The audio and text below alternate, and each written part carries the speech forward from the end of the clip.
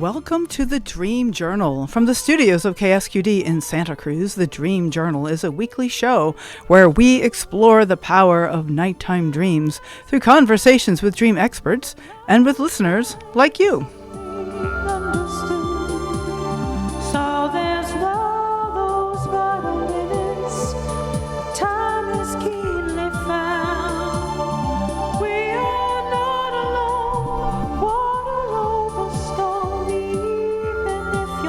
A dream can be meaningful without having to know what it means.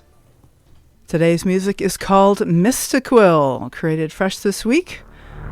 There it is by Rick Kleffel.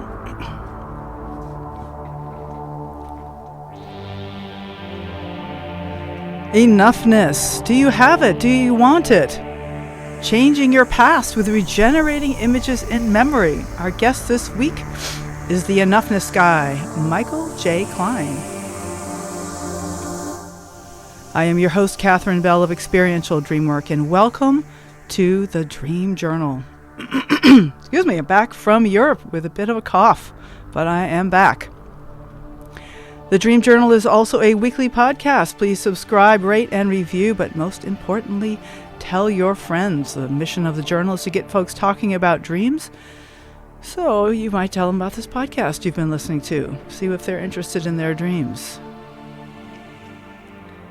Archives are available at Apple Podcasts and Spotify, and also at ksqd.org/the-dream-journal. So, as many listeners know, I'm back from the European Dream Conference, the IASD Dream Conference, and when I was there, I had kind of a theme dream. This is a dream that I was working in all these different ways. And one of them, the dream was about that I was wrapping babies in bubble wrap. And there's just something about that. I'm wrapping them in bubble wrap and tenderly putting them into cardboard boxes. And I figure I'll mail them in the morning. And I go to bed, but there's something like, maybe they'd be more comfortable if I waited to box them up till the morning. So it's just like it's this image of these wrapping up these babies. Like, what part of me do I wrap up? What kind of tender baby part of me? What new part of me maybe? Do I wrap up in bubble wrap and hide in boxes and kind of send away from myself? And it's just been the theme for me during this whole trip. And I've been kind of connecting with some of those tender parts of myself and taking the chance to actually keep them and hold them instead of wrapping them up and sending them away. It's an ongoing process, a long journey for me on the dream path. So I'd like to welcome our guest today, Michael J Kline. Hello, thanks for coming on the show. Oh, I'm so glad to, so glad to be here, Catherine. Thanks for having me. Great. No problem. And yeah, the throat clearing is going to be going on for both sides. I think I have a bit of a thing I brought back from Europe with me. Not COVID, thankfully. There's a lot of that around. All right, so let me introduce you. Michael Kline never felt like he was good enough. After 50 years of overcoming obstacles to create successes in work, home, health, and happiness, nothing was enough. Accessing non-ordinary states with meditation, psychedelics, and regenerating images in memory, Michael dissolved his old stuck emotions, healing trauma, and uncovering his natural enoughness. So, Michael, let's go right in. What is this about enoughness? Like, does that mean like I'm running out of eggs or something? Tell me. Right? Sometimes, but yeah, tell me, what is this enoughness? Oh, gosh. Sometimes I think about why that word. This is a made-up word. I mean, I guess all words are made up. This is one I made up. I've searched for it online. Other people have made it up too, here and there. And the reason I didn't want to say self-worth, self-esteem, self-confidence, or anything along those lines is because you and I and most people, we have a preconceived notion of what that might mean. I could imagine saying, no, I feel I have a lot of self-confidence. Look at all I've done. I have pretty good self-esteem. I've worked on that. These things have history with us. And I might say, no, I'm really good with that. It's just that sometimes I feel yada, yada, yada. And so this is for everything else that fits into that yada, yada, yada bit. That because we feel, no matter how successful we are, we don't always feel that way. And we know intellectually, and we can get it, and we can, like affirmations, it's like, oh no, I know I'm enough, and I know everyone tells me I'm enough, and everything, all the evidence shows that I'm enough. Right. But you're not the one looking back at me in the mirror at night. Yeah. You're not the one in my head when I wake up in the morning. So there's something else niggling away at us, or that keeps us from whatever the next unfoldment is in our own evolution. Yeah, my personal journey, I found that I used to have a lot of pride, and I still have moments of that. And it seems like, well, because I'm so good and confident, and yet there was some way that pride was covering up a lot of shame, covering up a lot of not enoughness, and it was just, I didn't like to let myself feel that. Yeah. But then, starting to feel that was kind of the beginning of healing that. Meaning starting to feel, allowing yourself to feel the shame and the hurtful things. Sure.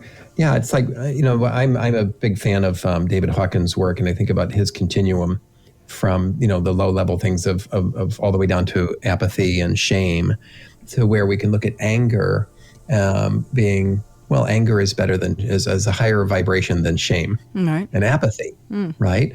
And pride is a higher vibration than anger and apathy, for sure. And so none of these are good or bad. They're just on a continuum. It's like, which direction are we going? I think that's really important to remember. So the feelings, when they get stuck in us, we don't want to stay stuck in apathy, and denying it, resisting it, keeps it stuck. The only way out is through. So let's just move through the apathy. Let's just allow it and recognize it, hear what it wants to tell us. Right. I love that. Someone sent me a poem last night, one of my dreamies, about trusting your own weight, trusting your own heaviness. After all, that's what a bird needs to fly, is they have to fall out of the tree. They need some heaviness to catch the wind. I thought that was interesting. I like that. Yeah. So I'm not heavy. I'm ready to fly. Yeah, right. I'm heavy here. I might be flying a while here. Well, my response was to go take a nap. Can I trust that heaviness enough that I can just go, instead of muscling through, let's just go take a nap. And it was a good thing. It was the right thing to do. It absolutely was. Yeah. So there's something that you have this wonderful TED Talk out, which just arrived, and I listened to it, and I'll put a link on the show notes to it. And it's about not that we don't build our enoughness, that we uncover it. And I wonder if you talk a little bit about the distinction between building enoughness versus really realizing it, or something. Uncovering is the word you use. Yeah, I actually discovered that comparison, that difference, in the process of writing the talk. Even for people who if you're never going to do a talk, or you even want to do a talk, I think everybody should go through the process of writing it, to the exercise of getting this stuff really sussed out to what's really going on here. Right. And in that process, I discovered that my history was always building the case that I'm enough, trying to prove that I'm enough, to earn love, to earn some modicum of respect in the world, to get some recognition, and to not feel so bad when I compare myself to others. All of that. So I'm trying to make the case. And sometimes we feel like we're winning and we're making the case. We make a good case. Right. Again, then you're the only one looking back in the mirror at night. But when we make that case, and it's like, well, the reality is it's not there. It's not possible. We'll never, ever make the case, because you can't prove that you are, because that's just adding more layers of coverage. We have to uncover the inherent wholeness and enoughness that we were created with. It's just life. One of my great teachers and a good friend, the creator of RIM, Dr. Deborah Sandella, she calls it dust. Life is dust on the furniture. You've got a coffee table there, and it's beautiful and it's perfect, and dust falls on it. And you dust it off. If a lot of dust falls on it over a lot of time, the dust isn't the furniture. Okay. Right? So you're not going to add another piece of wood on top to try to have a pretty... Yeah, we're not, exactly. It's like, so I think, it's one of many, many metaphors available to represent the many things that happen to us in life that cover us up, that cover up our enoughness and our inherent wholeness. And our job is to, I think, is to uncover it. Right. Okay. So you mentioned regenerating images in memory as a way of kind of removing that dust. And I wonder, what would you like to say some more about that? I'd like to find out what that is and how does that help us get back down to the furniture? Well, when we talk about what we're feeling, like if we're talking about,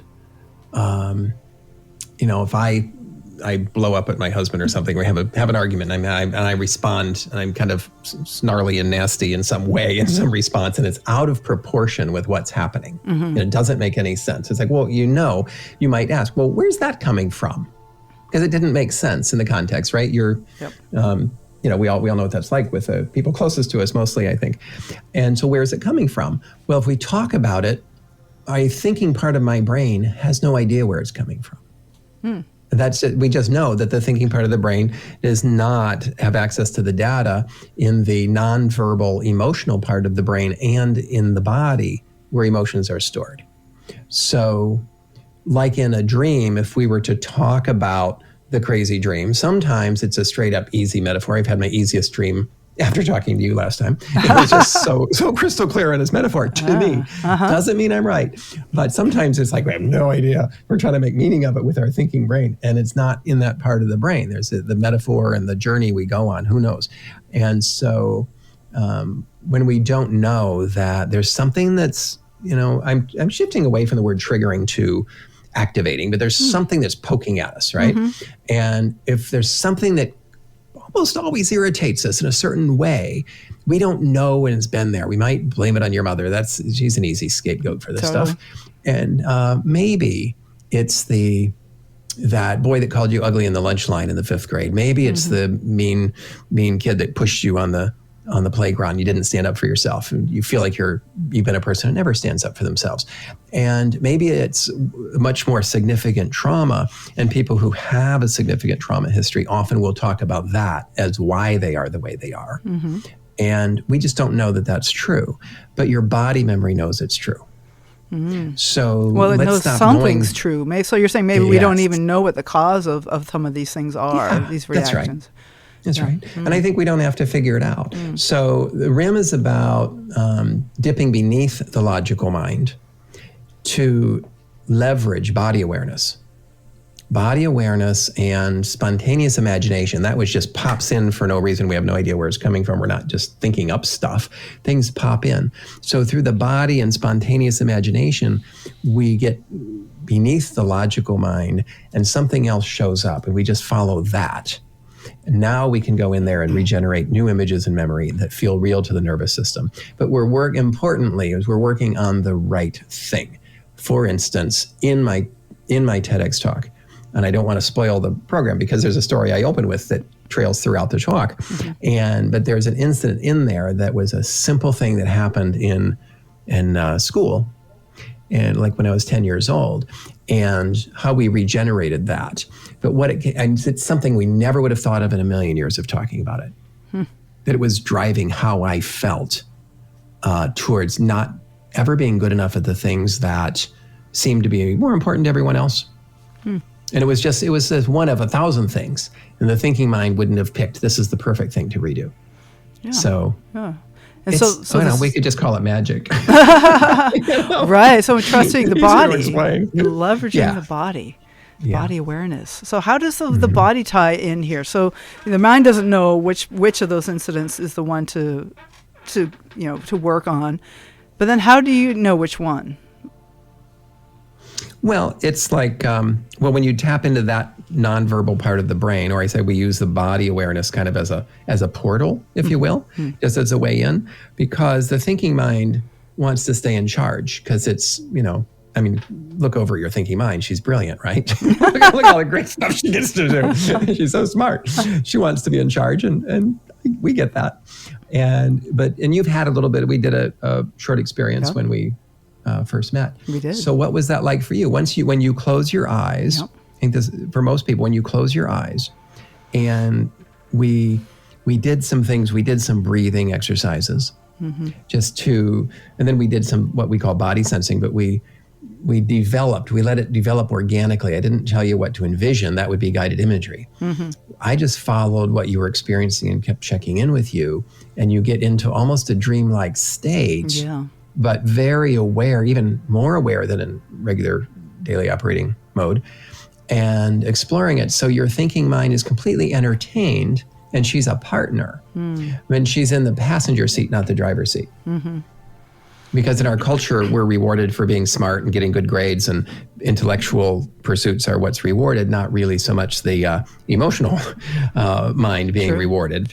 And so this is shared power and not the lopsided power we live in, of where the intellect is dominant. And we keep talking about how we feel and what we're suffering with, or how well we manage it. No, I'm fine with that. I have to let that go. No, I have to let that go. And you can say that until the day you die, you haven't let it go. And if we just, and there's so much fear, we've been taught to be afraid of the emotional side because it's invisible and we don't know what's going to happen. We can't control it.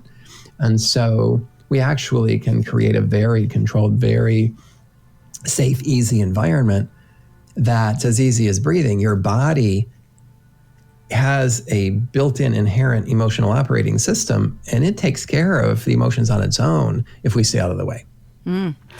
Right, and I don't think most people realize that. But can we really stay out of the way? I mean, the brains are, brains are very useful, but they like to get involved when they're not really needed. So, it's interesting, like when you just invited all of us really to close our eyes, and I of course did that immediately, and I hearing your voice, and I remembered. I was looking through my notes, and I took hardly any notes during that session that we did together, which is unlike me, because usually I tend to jot down notes as I'm going. But when you invited me to kind of go back into that state, I remembered that we went to a physical sensation. And then for me, it was around the heart, and there was like these wings that opened up, and it all happened very organically, like you say, like a dream. It was very much like a dream. Right. And then following some of those sensations and trusting that, like you said, with the mind in the passenger seat, it brought me to some really issues around my father, who died last fall, and some of the things about my relationship with him, and in a very organic, simple image based, but also with the body, very much the body awareness. You describe this process as lucid dreaming while awake sometimes, or psychedelics without psychedelics, and I think those are both beautiful ways to think of this process.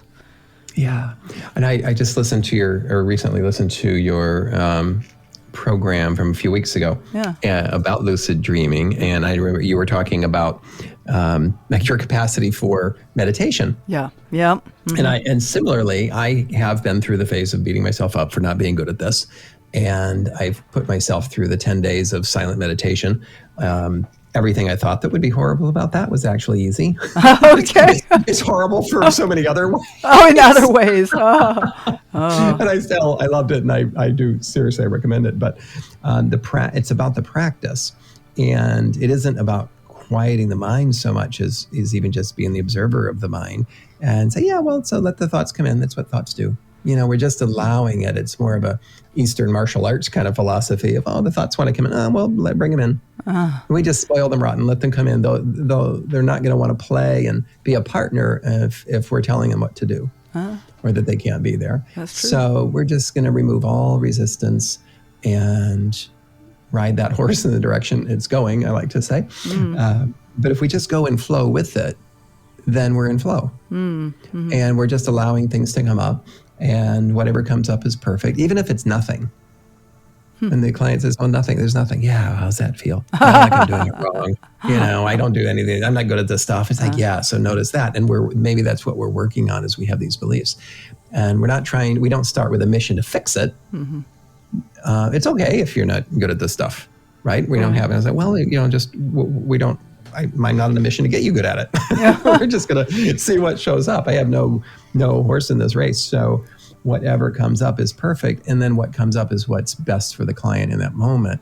In your case, with this work with your father that showed up, how beautiful is that? And you weren't working on that. That's not something you wanted to, but it's there. Not particularly. I mean, but it was really valuable to have that come up, and to have it like coming through the body was a real surprise. But that's where we store the things that we that we're not ready to make it change around, I guess.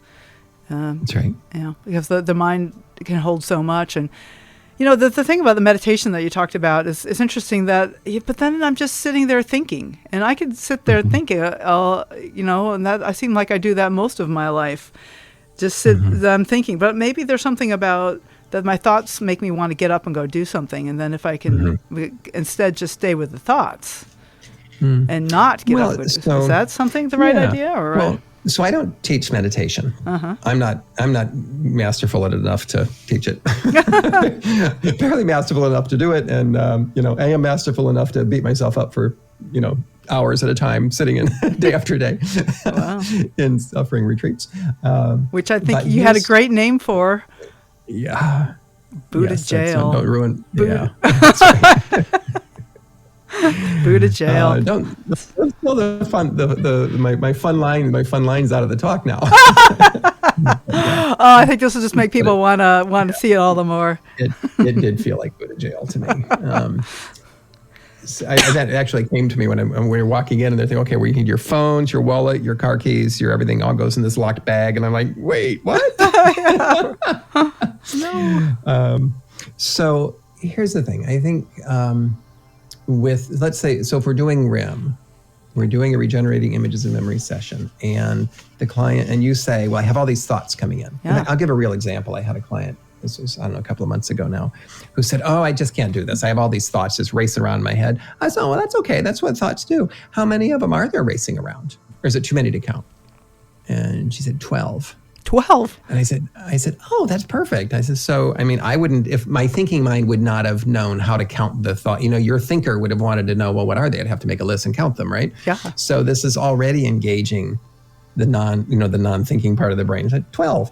And well, what do they look like? And now there are 12 cartoon characters I don't know the names of, but some sort of cartoon characters that are racing around. They're like little kid cartoons, and they're all racing. And I said, are they moving in a rhythm? Or are they just randomly running in every which? What's happening? And she says, oh, they're just randomly going in every which direction at 1,000 miles an hour. Everybody just wanting my attention. And I said, oh, okay, well, just give them your attention until that feels satiated. So she just observe them, just watch them, so they know they're seen.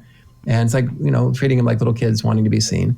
And let me know when that feels complete. And a minute later, she's like, oh, that does feel complete. What's happening now? Well, they're dancing around something from a cartoon movie or kids movie I'm not familiar with.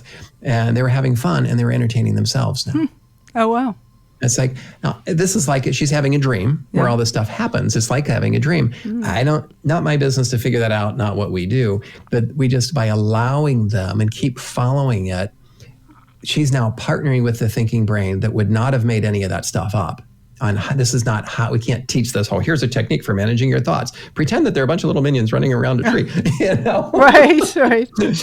But when your unconscious creates the solution, organically, then it's the perfect solution. And with that, here's the power in that. With that means you can go anywhere and do anything. That anything is possible. We can create the imagined safety so that otherwise traumatizing events don't have to be too scary to allow to move through. Anything is possible, because the imagined fear, when we deal with trauma, it's similar. It's not real. The fear is real. The event is not. The event is in history, but it feels present today. And so it's separating and becoming aware of, in our bodies, feeling like we are here now, and that was then. And with REM, we don't create it, the client's own unconscious creates it. They create the safety, like the imagined cartoon thoughts. You could also create the imagined sense of enormous amount of safety and power and voice. And as long as they generate it, it's not us creating it through guided imagery, but they come up with the imagery they need, and they feel it. And my job is to facilitate making sure they've gotten to the feeling of how that feels, that safety and power. Now they can face anyone and anything. Now they can get into the old stuck point of terror, even emotions. Whatever the emotion is, they move through the body the same, whether it's joy or fear or terror or anger. It's neutral, actually. The most horrific feeling and the most scary feelings are not out to get you. They're just being their feelings. They're just what they are. It's where they are. And then they just move through the body. and they can still do that. They're just stuck. They didn't do it at the point of the traumatic event, but they got stuck in the body. And we can still find those stuck emotions. They're right there beneath the surface. And we can just let them dissolve now. We can let them move through because they didn't move through before. It wasn't safe enough. It was too painful or too scary. And so now we can regenerate that image and memory and let them dissolve. So that's in its simplest form how I would describe it. So when you're saying regenerate an image, you're talking about actually recreating a memory, that changing the memory? I mean, there's this also like creating a new memory, but a regeneration sounds like changing memory. But I want to just back up just a hair, because the idea of trauma is not the event itself. I hear you saying that it's about our response to the event, because many people can go through horrible situations and not be traumatized by them, and they can like take it in and process it and get the support they need. And but with a trauma is when something is stuck, like you say, it's stuck. And so when you're saying regenerating images, and we're almost up to our half-hour break here, but I just want to and we'll talk more about this after for sure. Are you talking about actually having a new memory, like remembering something? Yeah. Well, when we talk about these with this language, I always get a lot of feedback from people that they want to compare it to a lot of other modalities that sound like they do that. And so this is different. We say it's new emotional memory. Factual memory remains intact. Okay. The nervous system can't tell the difference between a well-imagined event and a real event. So we can go back to the original memory that pops up. And so now I'm back on the playground, for instance. I'm back in a playground scene, and I can now stand up to the bully and give them what for. And I have voice, I have agency, I have safety. And now I know, and I have this new feeling. And I know it was pretend, and yet I feel different because I redid this thing in a certain way that anchors in my nervous system like a real experience. And so now I feel different. I feel like a man who's always stood up for himself instead of someone who never has. Because I redid the bullying scene on the playground in the third grade. Now, you can't direct that. If I conduct all this and direct it, it just doesn't work. It has to be totally led by the client. And that is our skill as a RIM facilitator, is to facilitate following the client as a totally neutral witness so that we can just guide them. I'm carrying the lantern, walking right by their side.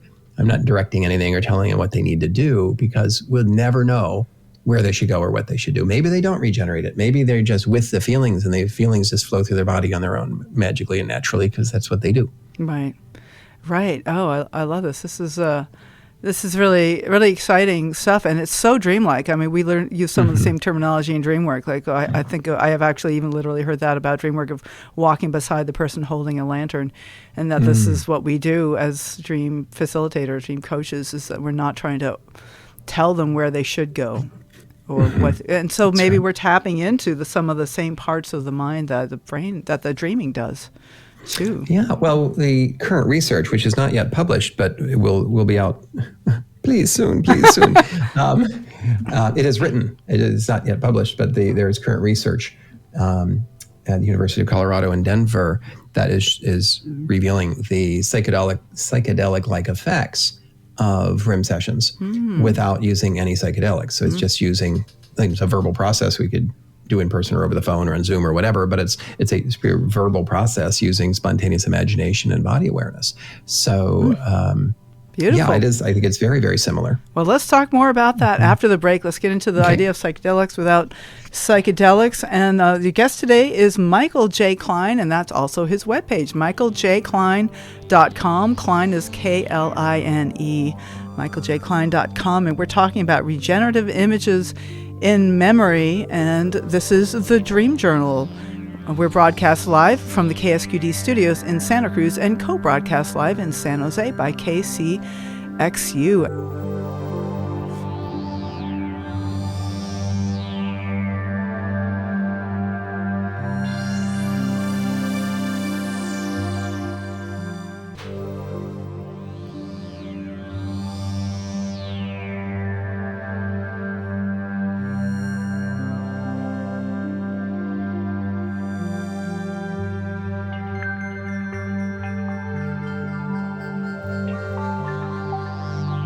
welcome back. This is the Dream Journal, and I'm glad to have you with us. Next week, meet Tom Ebeyer, a man who, like 5% of the population, cannot generate images in his mind. Do you have a fantasia? Tune in to hear more about it. And what does it mean to dream if you don't have any access to generating images? I'd like to just greet our long-distance listeners. We have listeners all over the county, also Marina, California, Stockton, Sacramento, Salt Lake City, Utah, and Greenwood, Indiana. Thanks for being on the show. You can check us out on Instagram and Facebook by following #TheDreamJournal. Today's guest is Michael J. Kline, and his process that he does is called Regenerating Images in Memory, RIM, otherwise known as RIM, and his webpage is michaeljkline.com, Kline. Excuse me. So we're talking about this process called regenerating images in memory, and we just got into the idea of psychedelics, and how is this like psychedelics without the psychedelics? Well, let's see. How is it like that? Oh, in so many ways. Yeah. When I tell my stories of different journeys, I realized I don't have to differentiate that this was on ayahuasca, or this was on mushrooms, or this was with, a bufo, or this was with whatever, or in RIM, or in meditation. Because I've had similar deep journeys in all of those things. Mm-hmm. And sometimes I've had facilitated clients on deeper journeys in RIM than they've done in ayahuasca. And I've certainly done deeper journeys in ayahuasca than I've done in RIM. So every journey is different. So we don't have to, it isn't about comparing, but there is a comparison. They are comparable, I would say. Mm-hmm. When we talk about that work, which is transformational, I would say, if we're looking at a scale of 1 to 10, I'm interested in level 10 transformational work. It's like there's lots of things that are good for us, and I think, I do my breath work. It's like I think about how often I do a simple little heart math kind of breathing technique that's my go-to favorite. Right? If I'm feeling, something has me feeling anxious or something, I'll just do that quick technique. These techniques are fantastic, and when we're looking for the deepest healing work, or the stepping into what we're invited to do next, or what's calling us. For me, this is the level of work where we play, of what's possible. And so with psychedelics, when I talk about, it got cut from the TEDx talk, so I'll share it with you and your audience. I had my earliest memory that I've ever gone back to in this lifetime anyway, is a pre-birth memory. And I didn't know that was possible. I don't have very many memories from my early childhood. I would say pre-7 years old, I don't have that many memories. But this pre-birth memory, just in the body, because the body has body memory think of the exposure that we have when we're in the womb. We have the exposure to the biochemical exposure, the emotional exposure to our mother's experiences while carrying us, right? Yeah. We know that. That's well established. And so what I was able to tap into in a journey was the pre-birth feeling, like an memory of feeling like being an unwanted pregnancy. And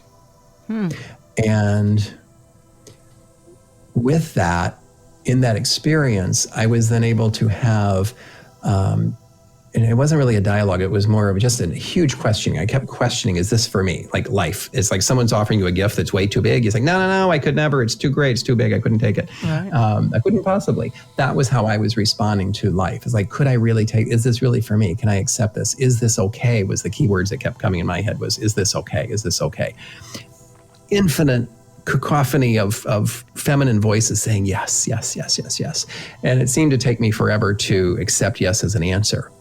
And as soon as I did, I just was completely lost in this psychedelic bliss. I was lost in the sacred geometry of all of that one can tap into on, in this case, it was a ayahuasca journey.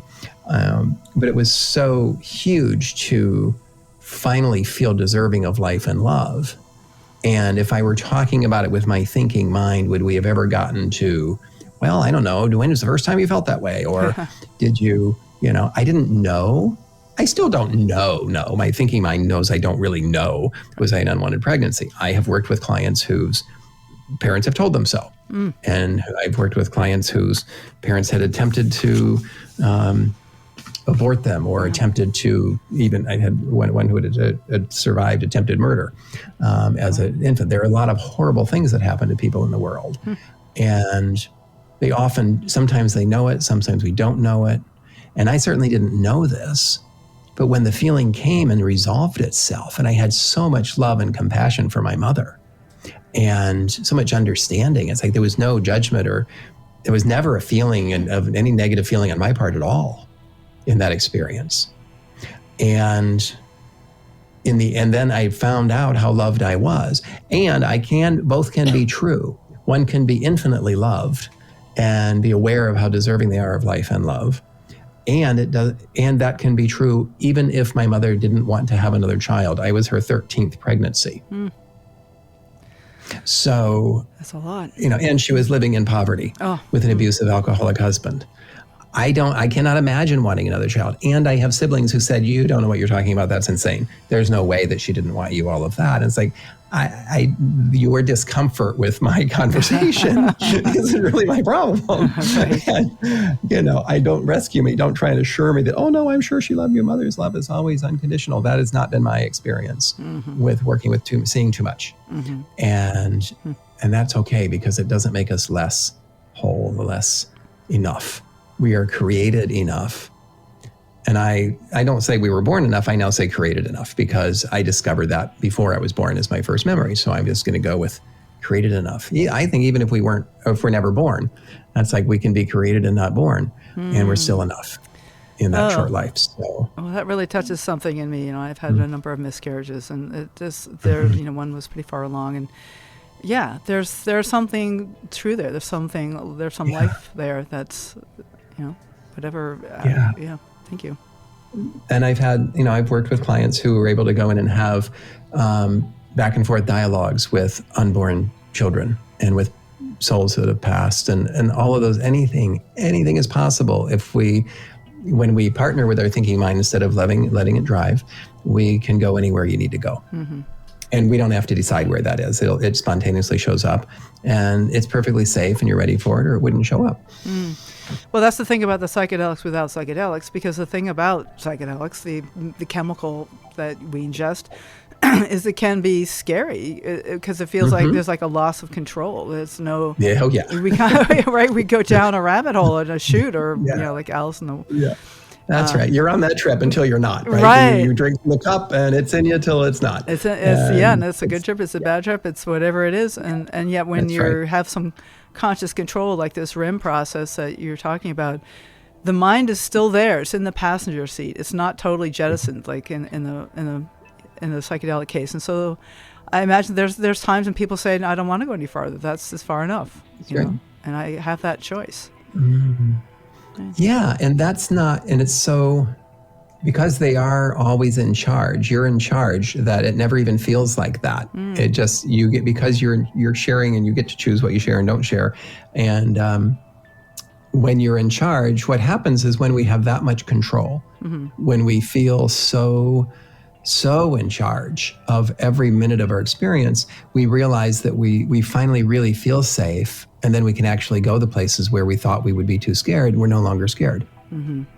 That is part of removing the resistance, is so you can do your biggest and best work without having to be scared of it. Because that's how it got stuck. We were too scared. Yeah, fear just freezes things. Yeah. Okay, well, Max is here in the studio with me. He has a question. Hi, Mike. All right. Hey, Max. It's Mike you prefer, right? Sure. Okay.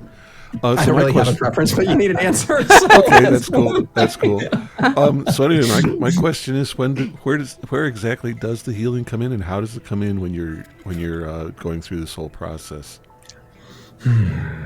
That's a great question, Max. I always say that healing, people ask how many sessions do I need and all of that. And I say, I believe, I think the healing happens in an instant.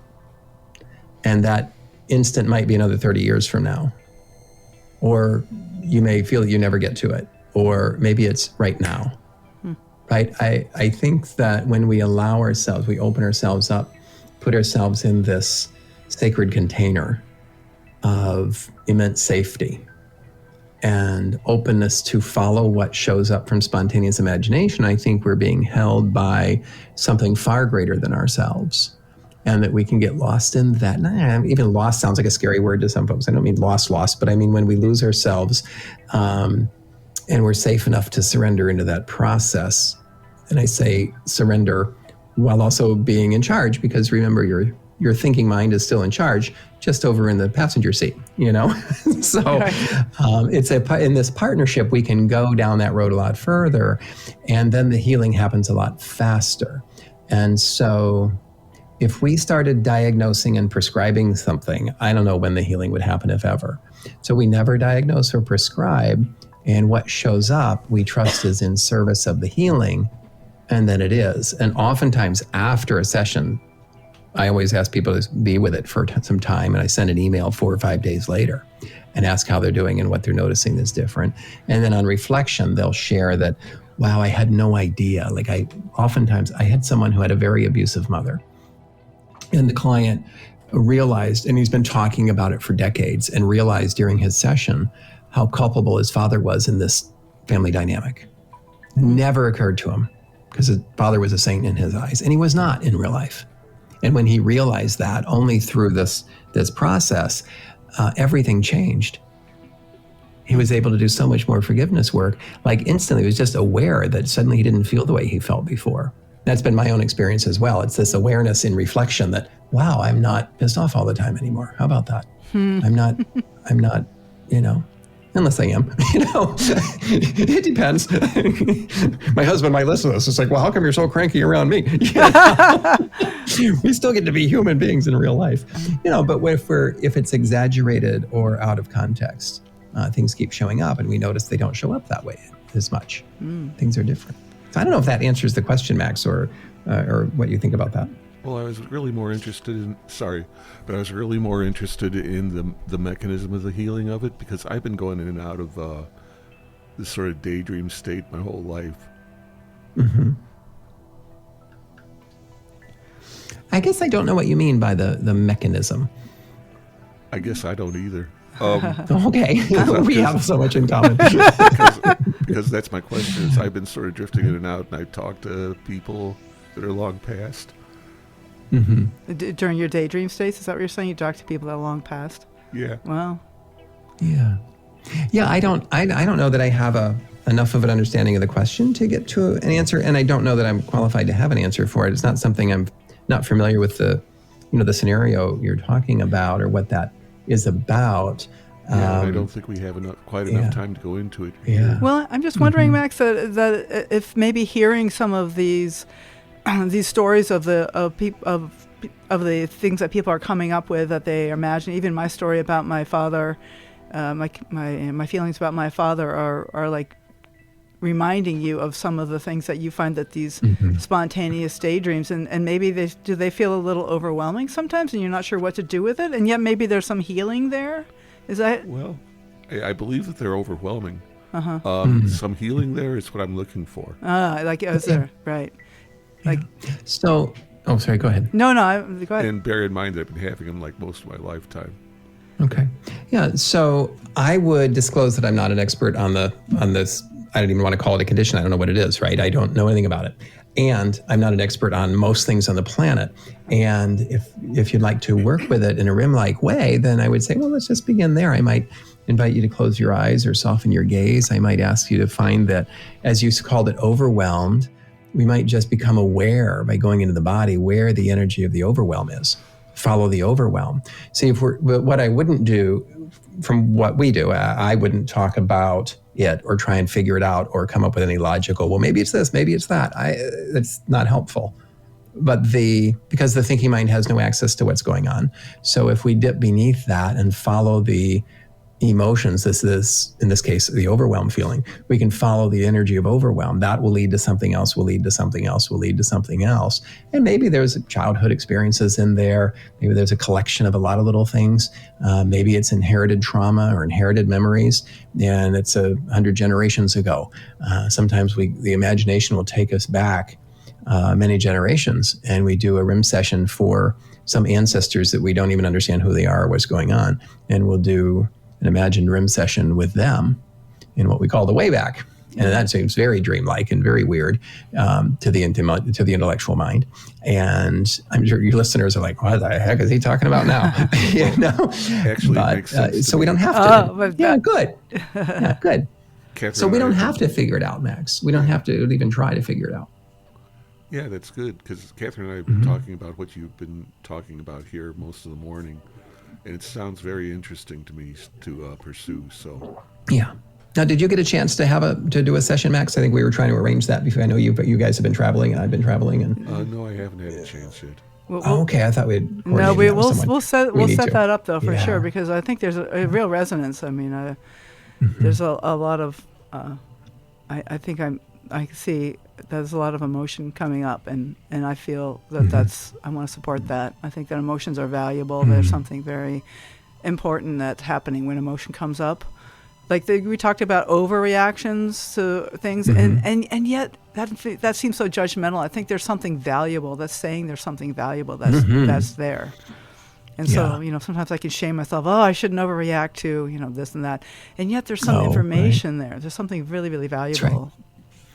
Well, it's a feedback system. Yeah. This is one of Dr. Deb's laws of emotional physics. She talks about is this, our emotions are actually a feedback system. Right, a natural feedback system in the body that informs us. It's not. It's of what's like our body tells us when we should be scared. Right. Sometimes it's a false alarm. It's just checking in. Hey, there's something to prepare for, or there's danger lurking in the shadows across the street. Our body can sense things.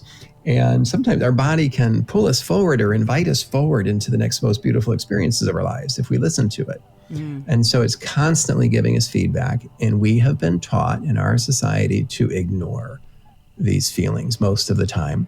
Right. And yet it's part of our lexicon. When we screw something up, we'll be quick to say, oh, I should have known better. I should have listened to my gut. Yes. And are you open to listening to your gut in the future? Not so much.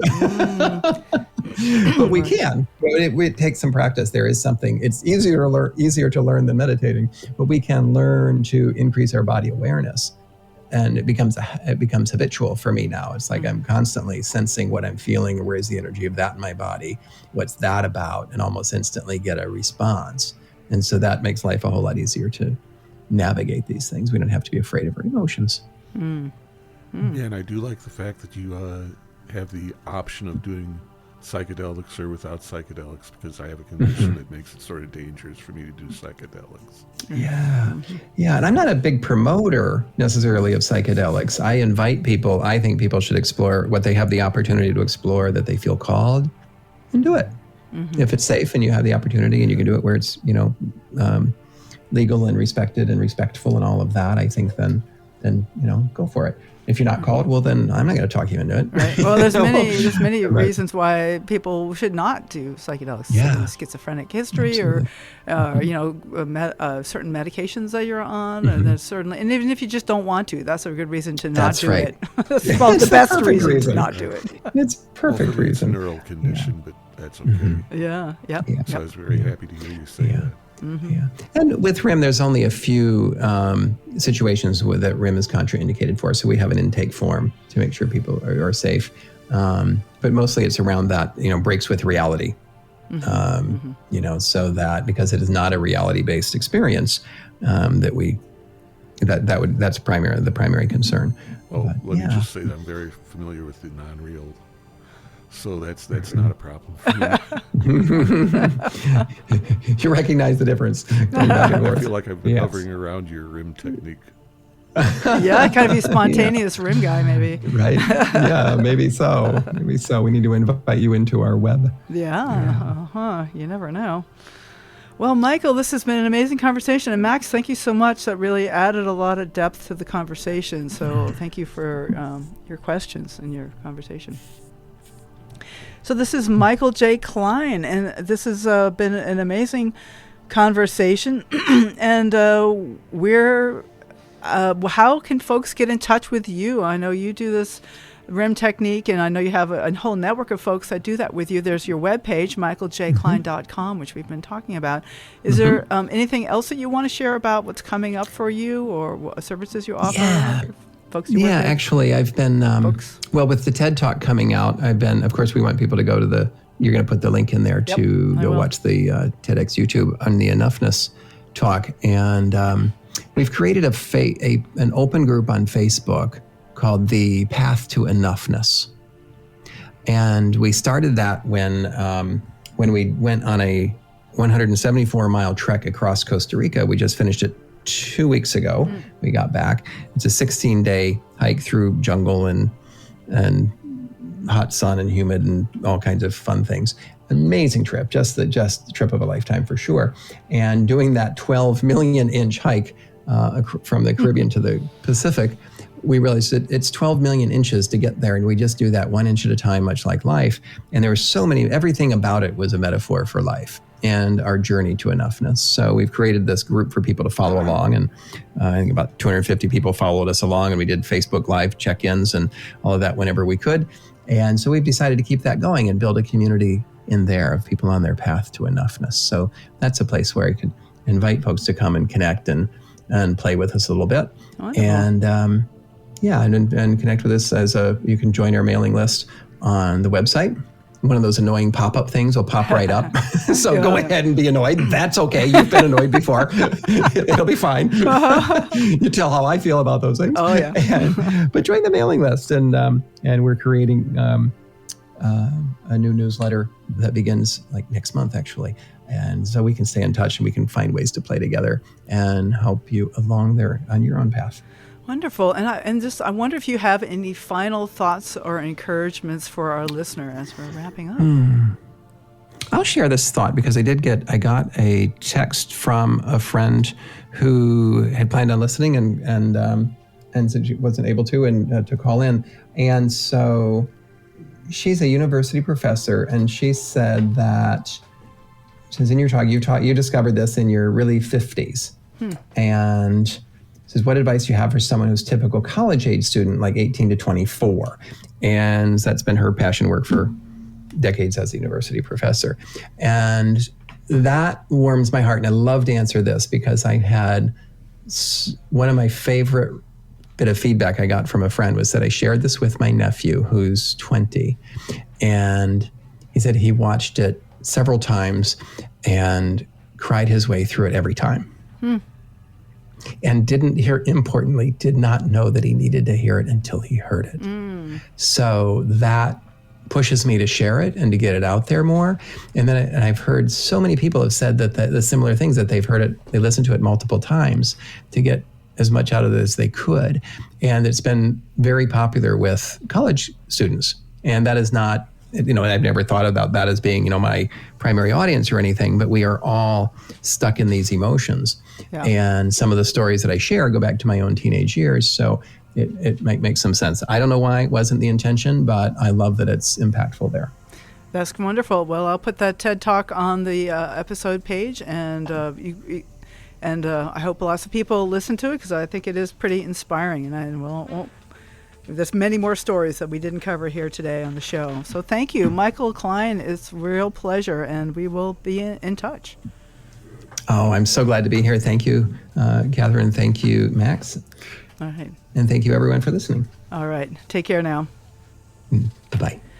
All right. Well, thank you all for listening. The Dream Journal is produced at the studios of KSQD in Santa Cruz, and we are live every Saturday at 10 a.m. Pacific at ksqd.org. The podcast is released on the Monday following the show. It spreads interest in dreaming when you subscribe, rate, and review. My name is Catherine Bell. You can find out about my dream coaching practice at experientialdreamwork.com. You can email me at catherine@ksqd.org, KATHERINE@ksqd.org. Follow Experiential Dreamwork and hashtag The Dream Journal on Facebook and Instagram to find out about upcoming shows. I'd like to thank Rick Kleffel, engineer and music creator, and intro and outro pieces are both by Mood Science. Tomorrow morning when you wake up, take a minute to write down your dream and bring it to the next Dream Journal. In the old school. 'cause there's no fool like an old fool. Make the most of the moments you've got. Time you spend can never be bought. Make the most of the moments you've got. Time you spend can never be bought.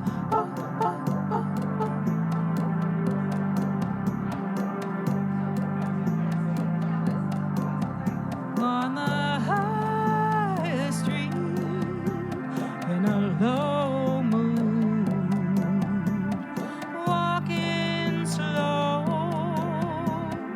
with an attitude is what I knew, what I'd spurned, what I'd never learned as the fire burned. Make the most of the moments you got. Time you spend can never be. You're listening to KSQD, KSQT Prunedale. Just a few seconds. It's going to be time for What a Week. Time you spend can never be.